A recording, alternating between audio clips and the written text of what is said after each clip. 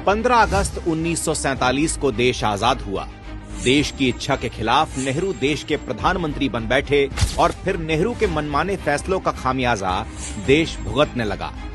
तानाशाही पर लगाम लगाने के साथ लोकतंत्र की स्थापना के लिए बाबा साहेब की अध्यक्षता में संविधान लिखा गया। संविधान में लिखे गए न्याय और समानता के सिद्धांत कांग्रेस की तानाशाही में बाधा उत्पन्न करने लगे थे, क्योंकि कांग्रेस का संविधान, न्याय और समानता से दूर दूर तक कोई वास्ता नहीं था। आरक्षण से लेकर वंचितों के उत्थान तक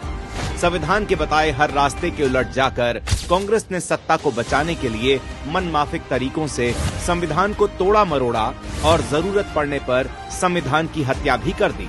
आरक्षण विरोध का कांग्रेसी फरमान हो या धारा 370 का देश विरोधी ऐलान,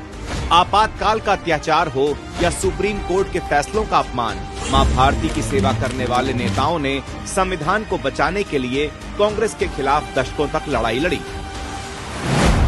नेहरू ने शेख अब्दुल्ला से याराना निभाने के लिए जब बाबा साहेब के खिलाफ जाकर धारा 370 के द्वारा जम्मू कश्मीर को भारत से अलग किया,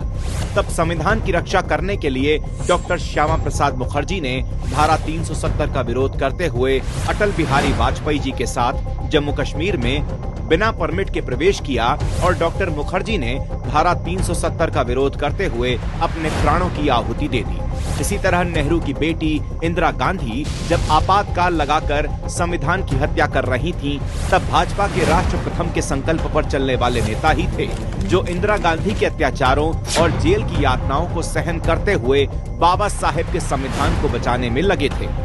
राजीव गांधी ने जब शाहबानो केस में तुष्टीकरण के लिए सुप्रीम कोर्ट का फैसला पलटकर संविधान का उल्लंघन किया,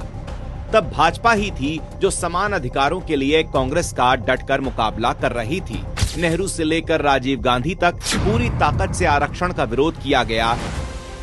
लेकिन भाजपा ने न सिर्फ SC/ST आरक्षण को 10 साल के लिए बढ़ाया, बल्कि सबका साथ सबका विकास के मंत्र से करोड़ों दलितों का जीवन भी बदल दिया। कांग्रेस ने संविधान को सिर्फ एक मामूली दस्तावेज समझकर उसका इस्तेमाल वोट बैंक के लिए किया, लेकिन मोदी सरकार ने 26 नवंबर को संविधान दिवस घोषित करके बाबा साहेब के संविधान के गौरव को उचित मान दिया। सत्ता में रहते हुए या विपक्ष की भूमिका निभाते हुए भाजपा ने हमेशा संविधान को सर्वोच्च सम्मान दिया। भाजपा के लिए संविधान राजनीति का विषय नहीं, बल्कि करोड़ों देशवासियों के उत्थान और आस्था का विषय है, जिसके सम्मान के लिए